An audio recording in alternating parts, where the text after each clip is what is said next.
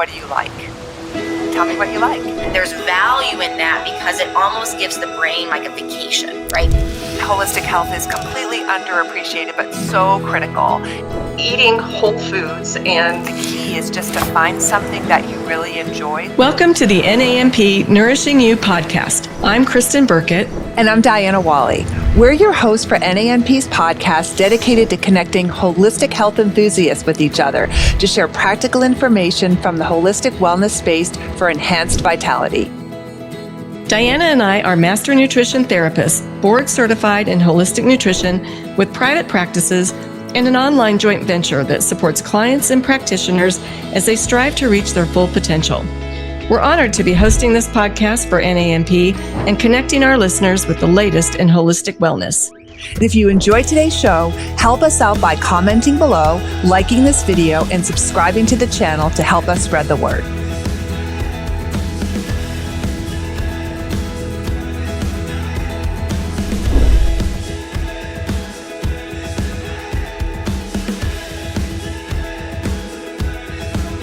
This episode of the Nourishing You podcast is brought to you by NSP Professional. Hi, everyone. Welcome to this episode of the Nourishing You podcast. We're so interested to talk with Thais Harris today about why self-love is so important for her health. Thais is a board-certified holistic nutritionist and author who helps women love themselves into their ideal body, vibrant health, and an outstanding life. She helps women prioritize their well-being while ensuring family and career needs are met, cultivating deeper self-love as the guiding principle in making dietary and lifestyle improvements.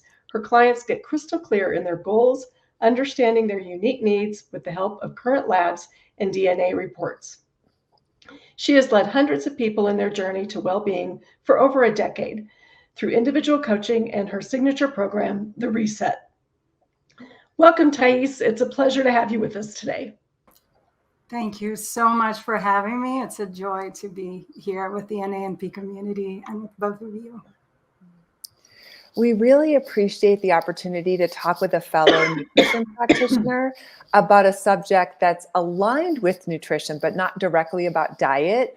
Your approach really speaks to the concept of holistic nutrition, which Kristen and I both wholeheartedly embrace. To be truly healthy, we think that people should look at their nutrition and simultaneously their mental and emotional health. And often it seems like people neglect these really important aspects of wellness and get stuck. We, of course, want to know your origin story. So to kick things off, will you tell us more about yourself and how you chose this really unique area of focus within the wellness world? Yes, thank you. I feel like the first thing I should say is that I am married to a psychotherapist, and I feel like part of the self-love work has definitely come in from sharing a home with somebody who is so steeped into mental health and all of the different ways that people can elevate their well-being. And so to backtrack a little bit, I actually was a graphic designer many years ago and was living a fantastic life in San Francisco and had some comfort foods. I grew up in Brazil, where I feel like I was so lucky. I ate a pretty wholesome diet. And when I moved to the US in 99, I started to eat a lot more convenience foods. I remember going to the market and seeing mashed potatoes in a bag, dried up. And I was like, oh my gosh, this is so easy. I have no work. I just have to add hot water. Very quickly, my body changed, my health changed, my mood. There were so many things that were different. And it wasn't just because I was away from home. I was very happy to be here. It was a choice. But it was definitely the food. So I started studying about food and well-being way back when in my 20s.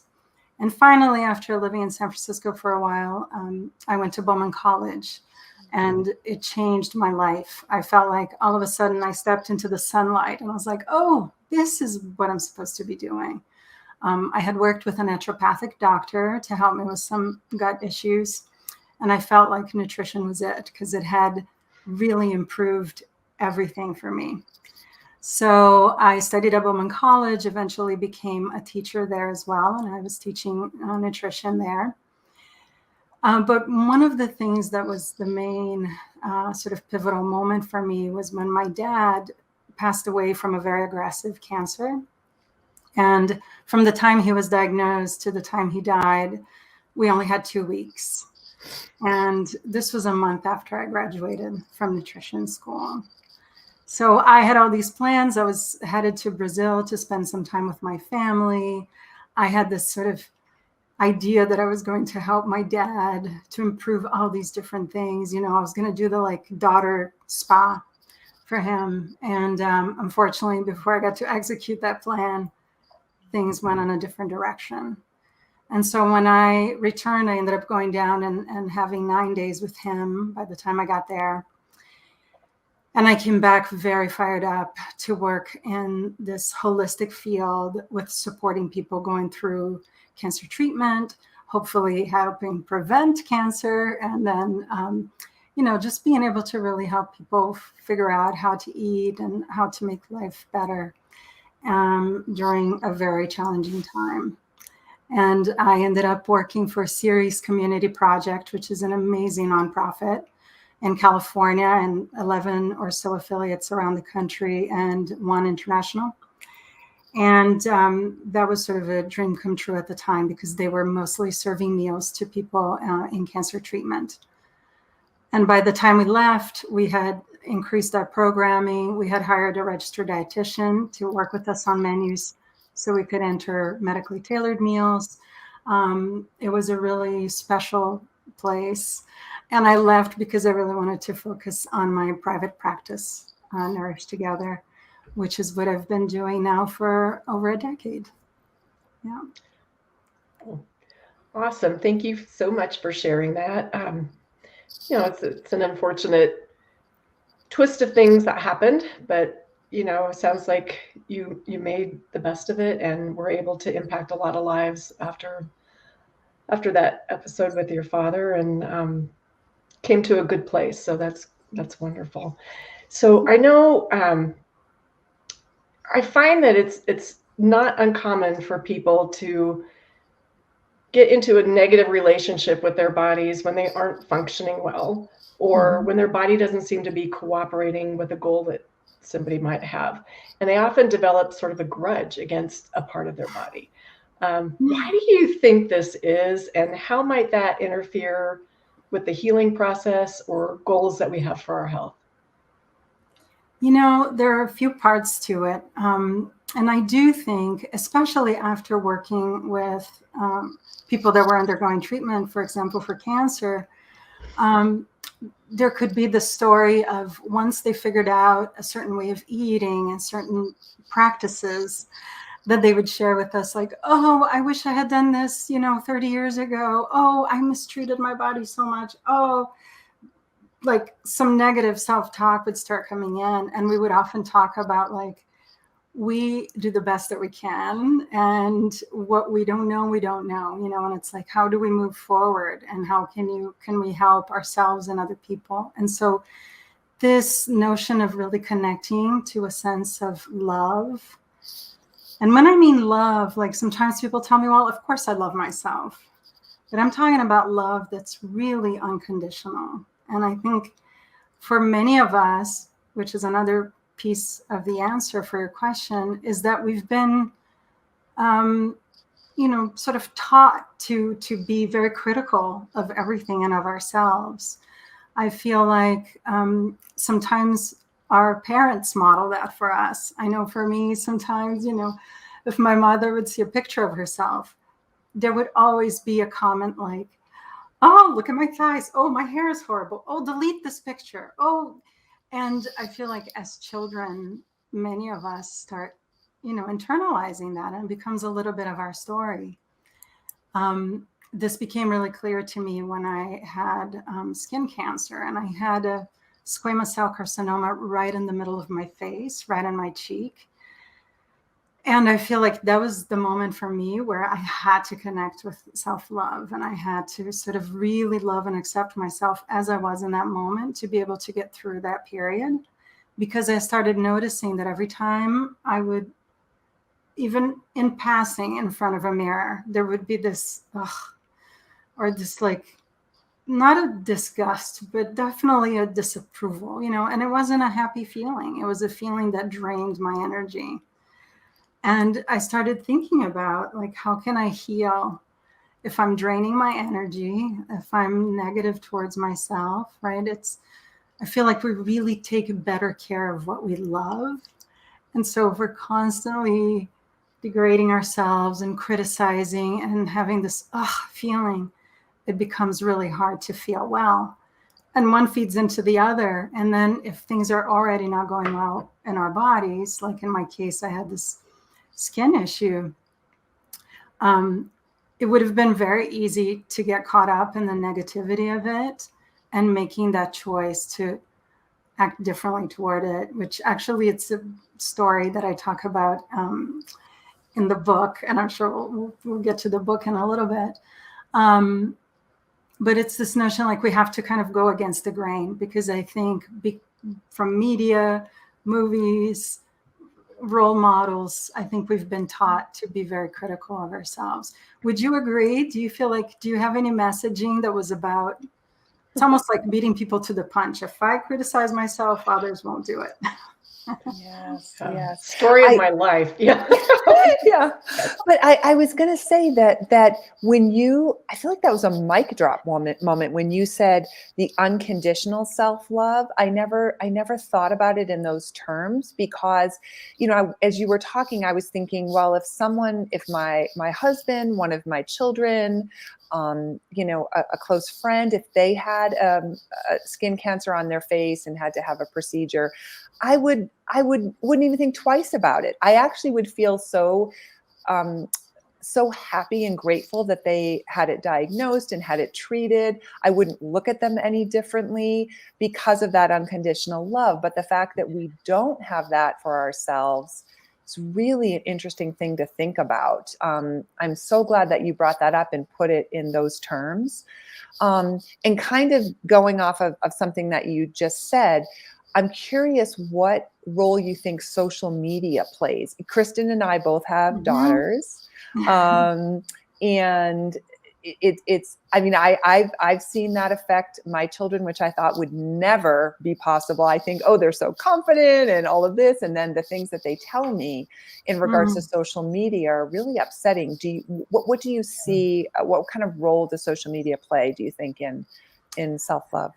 It's huge, what we've seen right now, especially with teenagers, that age when it is so, peers matter so much. And what we're seeing on social media is sort of like perfection moments. There are all these different lenses, right? Yes, filters, all the filters. Not the lenses, the filters. That's exactly right. Yeah.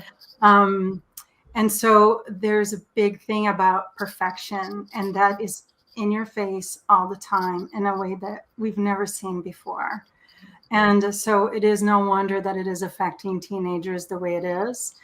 And especially when we're sort of, there's a projection, right? Of like, I am good enough and I fit if I can be like them. And all the reels, things are just touched up all the time. And they're, and it's not real life. I mean, people are not posting their like sweaty, well, maybe some are, but the point is most people are not posting their face all swollen after they cried a lot at a movie, or like all those moments that are just real life. And so we get this incorrect message that like that's real life and that's what we should be like. And so when we're young, I think it causes a huge impression, and people start feeling less than, not enough, not beautiful enough, I'm not doing enough.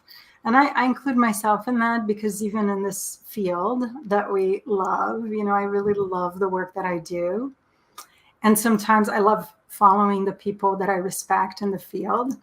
And there's that little inkling of comparison, like, oh my gosh, they're doing so much. Oh, I more to do, and I think I remind myself that I need to also be and remind myself of the impact, even though it's maybe smaller and more local or whatever, that it is the right place for me right now. And I think it takes reminding ourselves constantly. And some of the mirror work that I love doing is that reminder, because if we start noticing how many conditions am I putting on my love toward myself, it's like, oh, if I lose the weight, if I get the job, if I get the guy, right? Like sometimes we are putting so many conditions. And what happens when we just start with the love first? Like we can attract those things, and even if we don't get them, it's okay too. Like then life becomes so much more fun. Plus, there's the hormonal piece of it. Oxytocin, like there's all these different hormones actually that we release, neurotransmitters, neuropeptides, when we feel love. And so even if we don't have a partner or a child or a dog to get those hormones released for, we can do it to ourselves in the mirror. And at first it may feel a little weird and inauthentic, but the more you have the intention to do it and you practice it, the more it comes. And it's amazing that like we can do that for ourselves instead of just running on the cortisol from the criticism and from the comparison and social media. Yeah.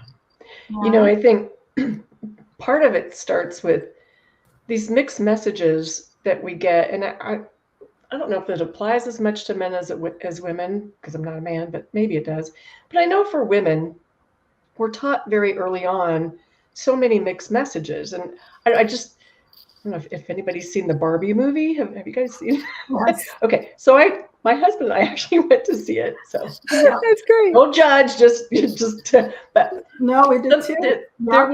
There was this whole rant in there about the expectations on women, and you have to be this, but you can't be too much of this. And you need to be confident, but you can't be overconfident. And you need to be pretty, but not too pretty. And just all of the mixed messages that are in the world for women. And I think we've grown up with this. It's been a part of society for so long. And, even simple things like a neighbor the other day tried to give me a compliment, and all I could do was make an excuse for why I don't like that part of me or something, versus just saying thank you, and accepting it. But I think we're just so afraid to sound boastful or sound, I don't know what it is, but it's really difficult to get past the mixed messaging and just be with ourselves and accepting and loving of ourselves. So I totally appreciate what you're saying. And I think part of it is just as individuals, recognizing when we're not allowing that to happen. Like for me, it's not accepting the compliment, or whatever that might be, but recognizing that so that maybe we can do it different next time, so that we can do that reflection that you're talking about, that look in the mirror, and do that authentically. Yes. And, I think sometimes we worry that if we love ourselves too much, if we're okay, there's a little difference, I think, between self-love and then self-esteem and self-acceptance. But I think self-esteem and acceptance are inside this umbrella of love, of unconditional love. When we can connect with that love, there's a certain amount of reverence that we can connect with. And I think when we have that reverence for our body and reverence for life, it spills out into many areas of our lives. But it becomes easier to say things like thank you, because we're like, in a way, it's not about being, a narcissist or being like, it's just about agreeing with the person. Like if we can see ourselves almost in the third person, like, yes, she's worthy. Like in my case, Thais is worthy of love. Oh, your hair looks amazing today, somebody might say. I go, yeah, it does, and I may just say thank you, but it's thank you in agreement. Thank you with reverence for like this life, this expression of life as it looks today. and it's me, and and that's okay. But I think we worry that if we accept too much or love too much, that we're going to get lazy, and then all of a sudden we're not going to do the things we need to do to keep up and look young and all of these things. And I think it's the opposite, actually. And that's what I've seen in my practice. So I started incorporating the self-love piece, because what I noticed was I could help people create a meal plan until I was blue in the face. But if they didn't really love the wagon that they were getting on, they were going to find every reason to jump off the wagon, right? And so I would get sometimes the call or the email like, oh, I fell off the wagon. I jumped off the wagon. I'm on the other side of the street from the wagon. And so I realized that, because where's the connection? Like, what is really motivating people? Sometimes the motivation might be that somebody just found out they, are having some metabolic chaos, right? Or blood sugar issues. They're like, my doctor told me to do something to change how I eat. So there's a fear base, which can work to a certain extent. But I think when we really connect to this love and this reverence, then we start making choices from a very different place. And so we get more curious. We can actually listen to the body's messages, whether they're like physical hunger cues, emotional needs. What do I actually like? That I think in holistic nutrition, it's a funny thing, because people might think, oh, if kale is good for me, then I'm going to eat kale even though I hate it. And then they eat it while hating it. I'm like, no, then don't eat it. Like, there's 10 other things that we can find that you actually like and that are going to be helpful. It's all about like feed yourself, like nourish yourself. It's not about punishment. And so we do a whole breathing work at the beginning of every session to just connect with, this notion of self-love. And it's really an inner connection, we call it. And there's a little bit of like actually using our hands, like putting a hand in the belly, putting a hand in the heart, because touch is one of the things that will release oxytocin, as I had mentioned before, which is a wonderful hormone of happiness that we release when we, are with our children, when we breastfeed, when we snuggle with our loved ones. So anyway, sorry, I feel like I went on a little bit. I want to pause. No, that was great. You alluded to something a moment ago about, self-love, and then you mentioned self-esteem, self-acceptance. Can you differentiate those terms? I'm sure there's some overlap, but any key differences between self-love and self-esteem and self-acceptance? Yeah. And self-worth too, because I think Self-worth, those are all worth mentioning. Okay. There's a beautiful book called The Body Is Not an Apology, which is a very interesting book too. And in it, Sonia, the writer, talks a little bit about this notion of self-acceptance versus self-love.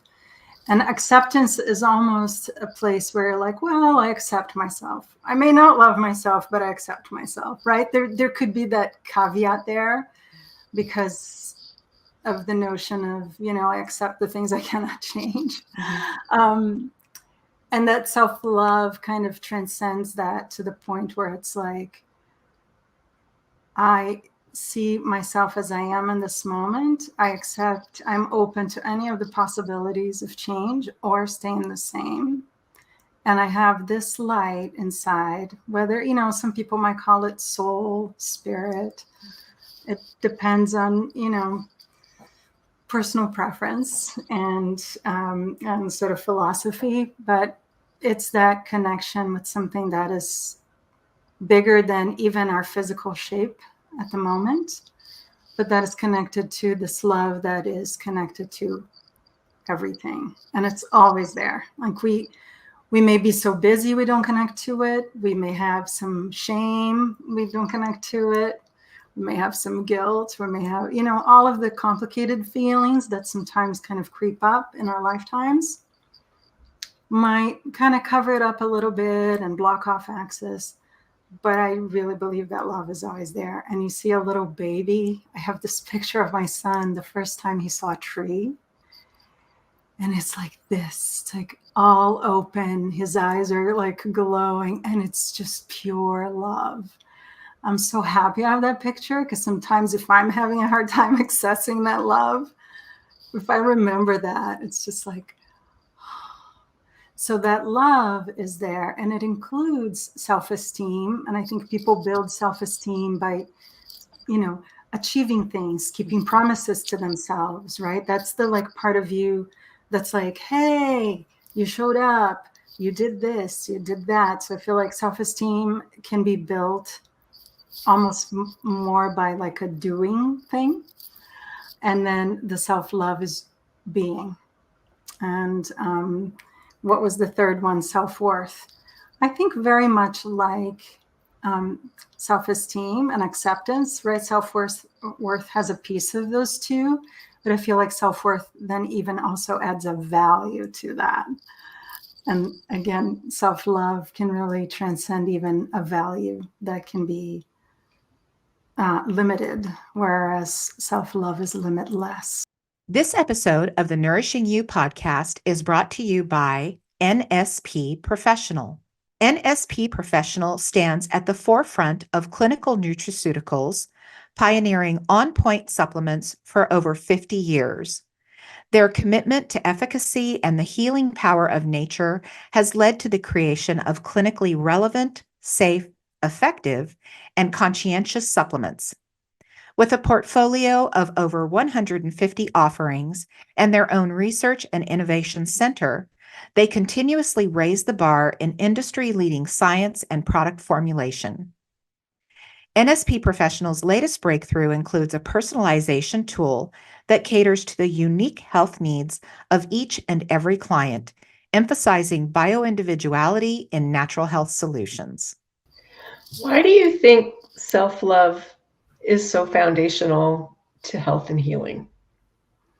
I feel like when we can connect with that, then it's the thing about how we make choices. So, for example, and I've had clients, for example, that have told me, and this is even touching back on one of the points that you had said about the messages we get, and women especially.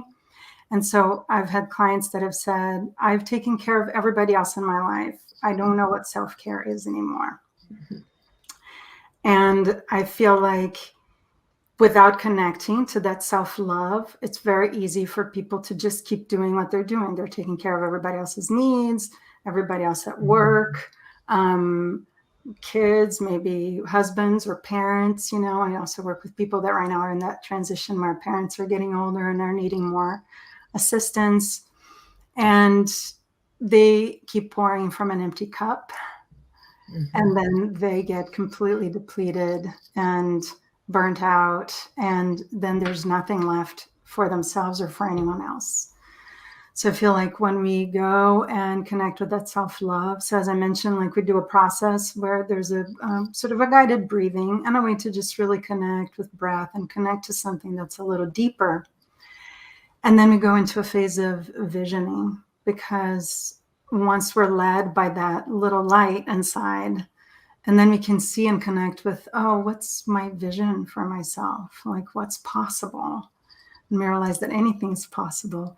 And we can even feel like when we are at our best, even if it's been a long time that we felt that way, and even if we've never felt that way. And I've actually had somebody tell me, I don't know that I remember feeling amazing ever, right? So we talked about what were the colors and the sounds, and like what would her body move like if she felt amazing, right? And so that we could actually have a glimpse of that and an experience of that, because then it becomes real. So now when she is making, her little fish and quinoa and greens, instead of going out to the drive-through for a meal that might not support her body as well, that choice is actually coming from the connection with that place that she knows where she can get, and she knows what it can feel like. and the love is guiding it. So it's not about, oh, I can't have my favorite food, in the drive-through. Oh, my nutritionist said I can't. Or all the ways in which it opens the door for the rebel inside all of us to go, they can't tell me what to do, right? Mm-hmm. Instead, it's coming from this place of self-love then becomes this foundation where people, whether they're, even trying to make themselves move more.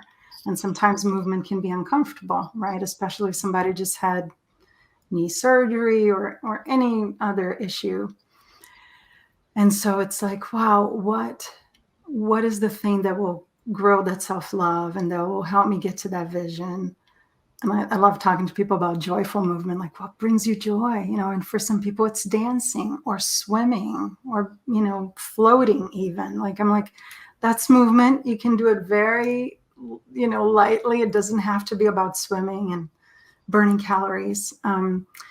So that's why I feel like then it's people get more compliant, right? Like whether it's taking their supplements, doing their movements, choosing different foods, it's coming from a lighter place, and they have more energy to do so because their energy is not going down that drain. I actually like visualizing it when I get into my own negative stories, to picture like the drain that's in my bathroom by my feet, because it's like that's where my energy's going, and there won't be much left for the things I love doing if I keep engaging in that thinking. So more energy and more openness to making better choices. I think that's key, right, to any health journey. Yeah. And I also to build on that, I feel like when we're sending that love, or embracing, I should say, that love to the part of our body that seems to be rebelling against us, it gives it the ability to calm down, right? Versus, because we can think, I don't know, if somebody has problems with their digestion and they feel really uncomfortable, the more you fight that, the worse that feeling gets, right? So embracing that love and breathing in that love can release some of the tension in that spot, allow some healing energy to go there. But I think without it, it can almost, the situation can get worse, right? Because we're not giving that positive love energy to the area that needs it the most. Right. And the vagus nerve, which is the longest cranial nerve in the body, right? Going from the base of the brain and all the way down into the gut, wrapping around our vocal cords, wrapping around the heart and the lungs. And its roots are all in the intestines. And so we know that this nerve is bringing a lot of information from the gut to the brain. Something like 90% of the fibers are going from gut to brain in that direction. And so I do believe that when things are not well in the gut, we keep getting that signal like something's not right, something's not right, something's not right. And it's no wonder that then our mood decreases, and things like depression can actually follow because the gut isn't happy. And so when on top of whatever is happening physiologically, we're then adding that mental stress, we're just going to force that vagus nerve in more of a fight or flight mode. And it will make it even harder to relax and let healing happen in the gut, because now we're stressed, we're constricted, and there's more stress hormones, more inflammatory compounds are going to be released. And so we can get stuck in that negative loop. And if we can, the thing about cultivating the self-love too is that includes a certain amount of breathing and being in our bodies and calming down. And a great consequence of that is that it can help the vagus nerve get out of fight or flight and get into rest and digest. And so that alone can be the first step of feeling better in our bodies, because bringing that alignment, relaxing the vagus nerve, can start bringing a whole different, chemical constellation into the body that will naturally help us feel a little bit better. Yeah. Absolutely. Well, I feel like this is definitely an area most of us need to really reflect on and think deeply about. It's likely something most of us haven't fully explored, taken time to appreciate, and I think it's something really important. I love the idea of nourishing both our body and our soul, or our spirit, Mm, or our light, or whatever, however it is we yeah. refer to that. So, can you help us with some of the ways that we might do that nurturing? Yes. And so I feel like there are many avenues into this. The first three that I think are very easy to access because we can all do it, it's free, and we can do it at any time, is first paying attention to how we talk to ourselves. And I really feel like that's the first step. And it's something that we can do from a place of curiosity versus criticism. Because if we start then adding the criticism, like, oh my gosh, I talked to myself like that, I just called myself dumb or this or that. And it's amazing. Even people that have been practicing this for a long time, myself included, I catch myself saying really kind of harmful things. And the idea is, I was trained in nonviolent communication by a dear teacher. And she used to always talk about how we don't tend to collaborate with the enemy. And so in relationship, when somebody's talking to us in a certain way and we perceive them as the enemy, we close up. Like we can't be like, oh, let's collaborate, let's find a solution, right? We go, sure, this is not right. And that same thing happens when we're talking to ourselves. And I feel like we can get stuck in certain loops, even like certain foods that bring us comfort or that are part of our reward system, right? That started from childhood. So let's say maybe it's, for some, might be a pint of ice cream. If now we're going to go for that food because we need a little comfort, maybe we have been really stressed out, and there may be many reasons why we just want to go and be quiet and eat a little ice cream. Then if the critical voice kicks in, like, you're always doing that, or you never take care of yourself, and always and never are great ones to like really watch out for, because those tend to be sort of more violent ways of communicating with ourselves. And they tend to not be true, because every time we add always or never, even if we take a moment to say, is that true? It's not going to be true 100% of the time. So listening for always and never. But then if we say we do that while we're eating, and we start berating ourselves and like flogging ourselves with guilt and shame and why we're not doing enough, with this notion that maybe if we do that enough to ourselves, we're going to make a better choice next time, which doesn't often happen, because now we have just completed that depletion, train that we were on with everything else that was stressful that had already happened. So we eat the ice cream, and maybe the next thing we're going to want to do, even if it's later that night or the next day, is do something else that brings us comfort. And if food is the one that does that, now we're stuck in that loop, because we're going to go back to food or sweets or whatever it is that gives us comfort to alleviate all those negative feelings.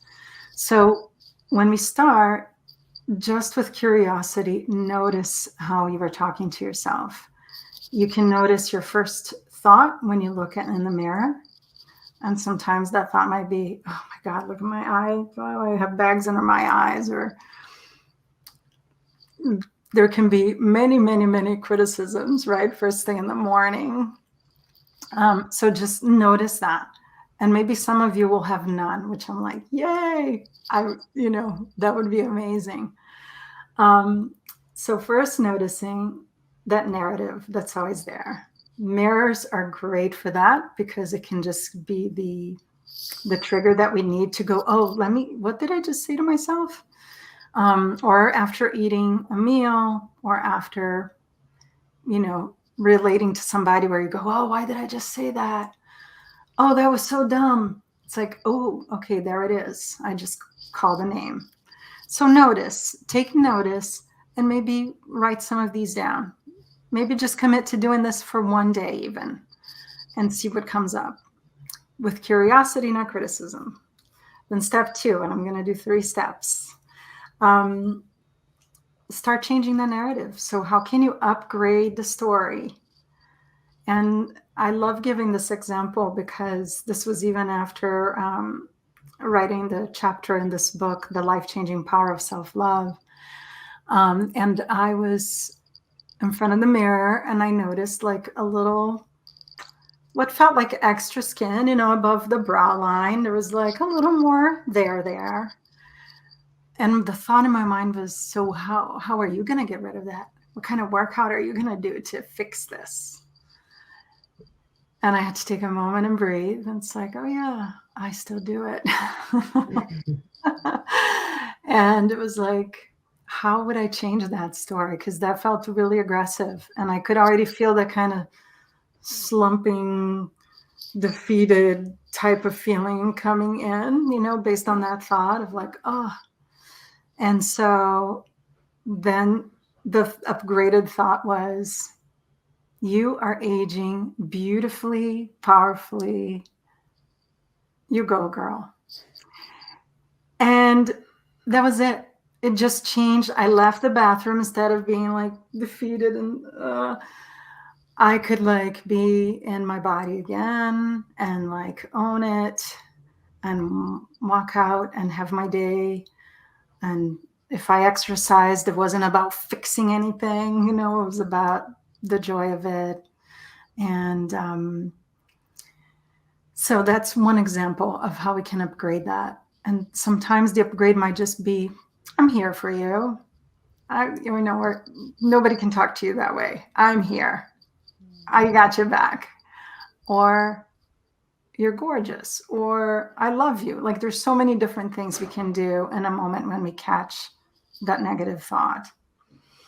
And number 3 is actually cultivating the love. So like I said, it's always there, but sometimes we don't connect with it. We don't reach down far enough to see that it's there and it's shining inside.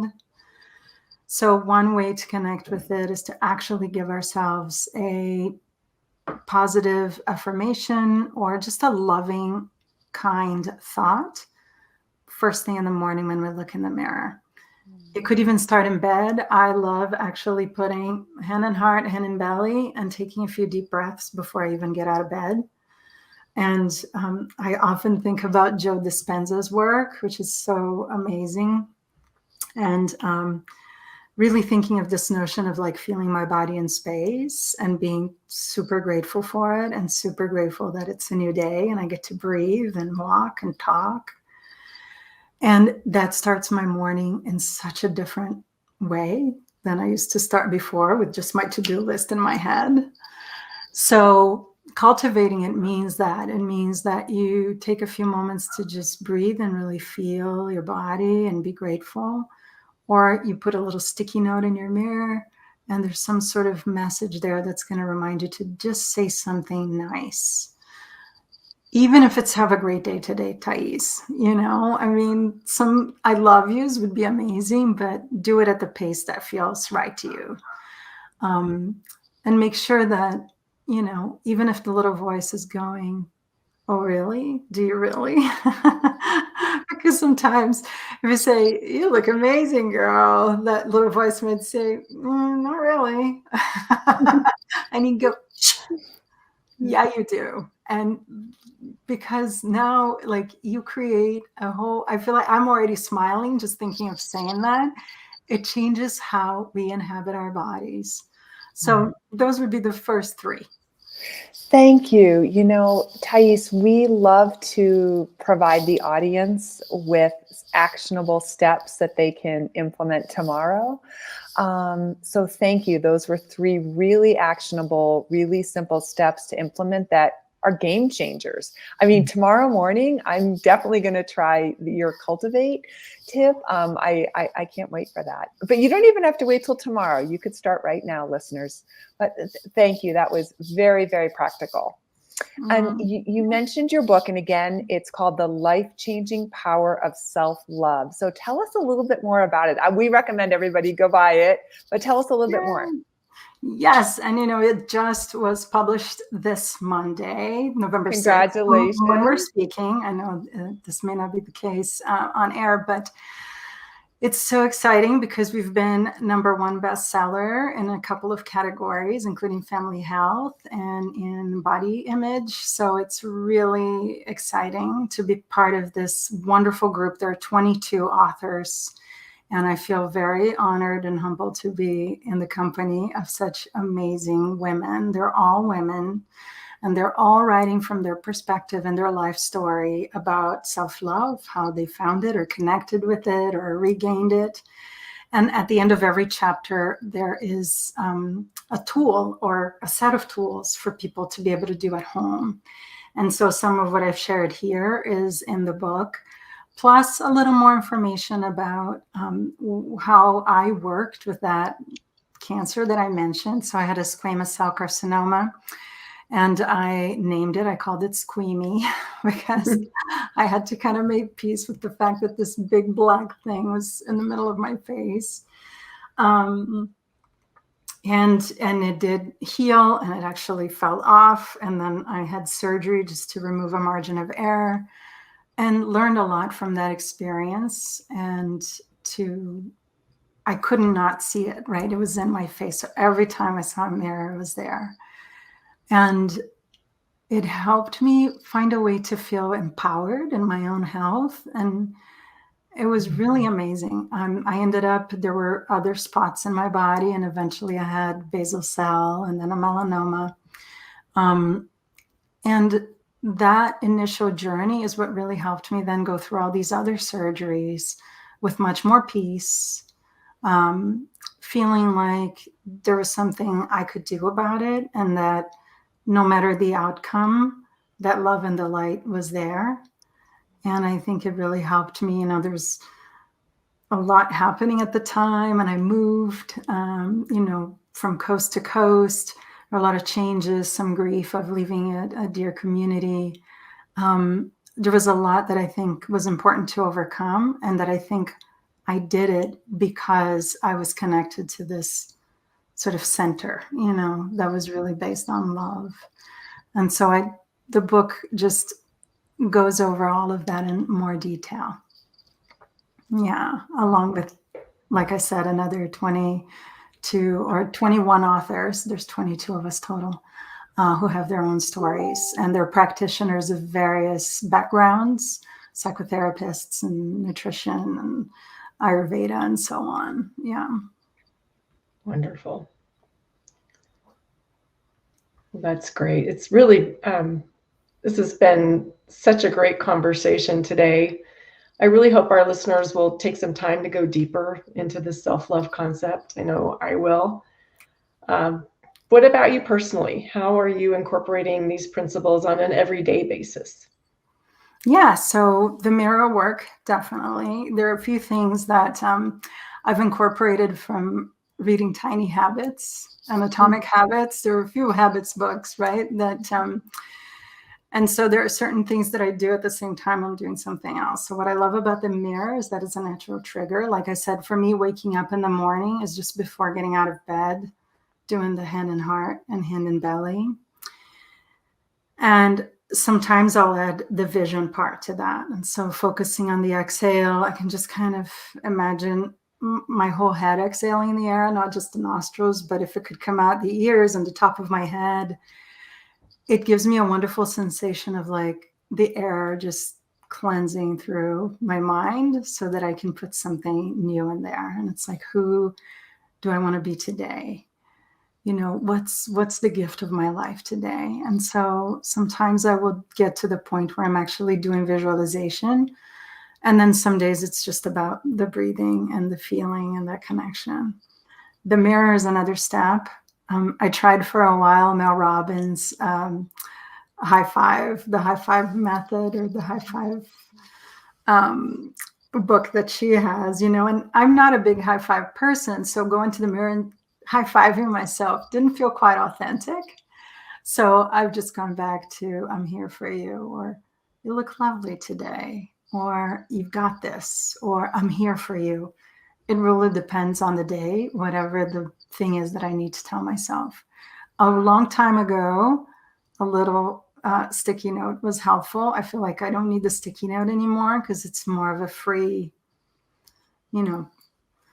free ranging subject, whatever that positive message is. And then there's certain things with like while I'm brushing teeth and doing heel pumps, like all the different combinations. It's like, what am I thinking about? Am I thinking about my day? Am I thinking about how well I feel or how well I want to feel? So there's little things that are just about stacking those habits and stacking the positive messaging into something I'm already doing. One thing that I used for the cancer story, as it is in the book, was this notion of really focusing on the breath and connecting to that light of love and then beaming that light to the spot that really needed attention. And so I still do that today sometimes, whether I have like some neck pain or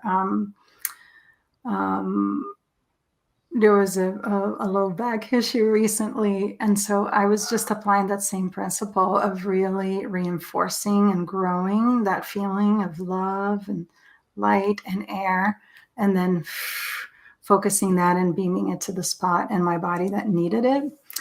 And I love it. And it may be sort of a placebo effect. Absolutely. Who knows? But it helps me just feel like I have a way that I can connect to my body and send it loving attention when it needs it. And so, yeah, that's how it's been working for me personally.